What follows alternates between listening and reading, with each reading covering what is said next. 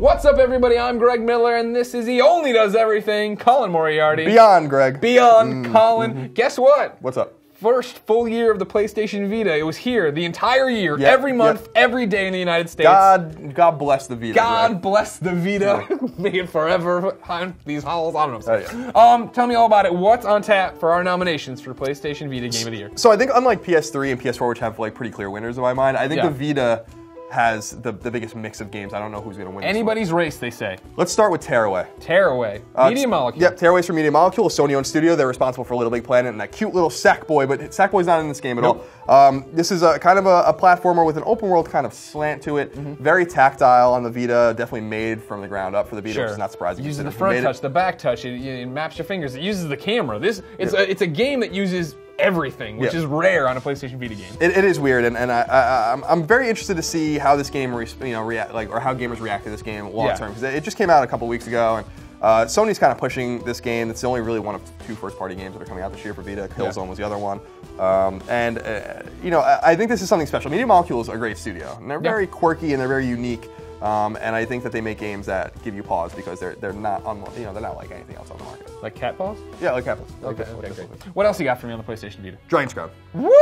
Dr. Dragon's Crown. Now we're talking. So Dragon's Crown's on PlayStation 3 as well, but on Vita, I think that it kind of feels more at home, and I think you agree there. 100%. I like the PS3 version a little bit better because there's no slowdown on the Vita version, which is a bit of a problem. You get 4 characters on the screen in the Vita version, you got problems. But it's cool, like you can play it online, you can play it by yourself. It's a grinding, side-scrolling, very old-school RPG. Grueling difficulty, really, really beautiful. Perhaps with the exception of Muramasa, maybe the most beautiful game on Vita.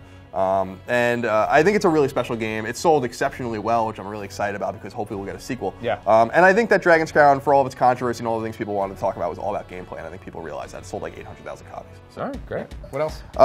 Velocity Ultra. Velocity Ultra? Now, I'm leaning towards this game, Greg, from Velocity Ultra, from Future Lab.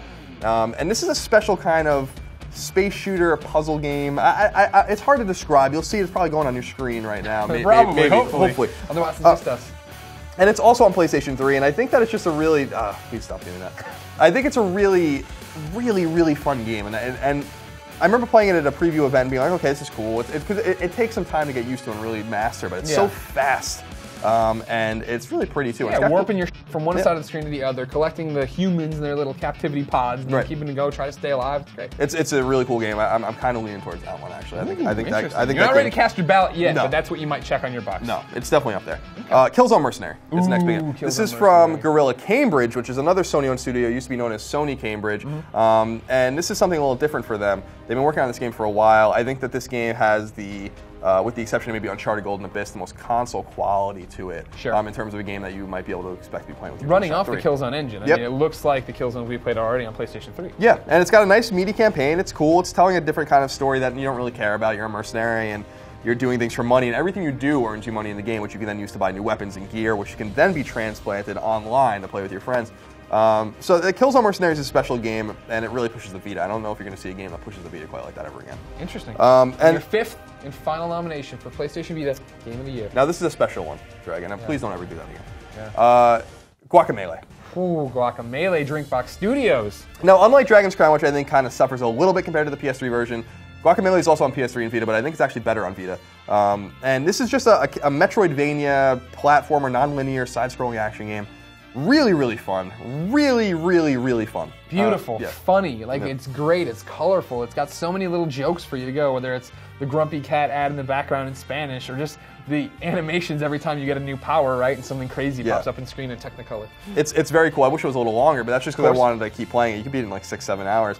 But this is a special game. Drinkbox is great. They did the Mutant Blob attacks. The Vita launch game, and also on PS3, an earlier game. About a blob, yes. And I think that this game is excellent. Again, a game that I think is begging for a sequel, and these guys have a lot of experience now on Vita. So I'm excited to see what they do next, but since we're in 2013, I think Guacamelee is definitely worth nominating for Vita Game of the Year and can possibly win it all. Wow, big words from Colin Moriarty. Colin, thank you for your time. No problem. Ladies and gentlemen, what do you think the PlayStation Vita Game of the Year should be? Let us know in the comments, then make sure you share the video with your friends so they can come argue about the nominations in the comments with you, and you guys will never be friends again after then. There'll be a big problem of one of you has to go to the other house and get the DVDs you left there.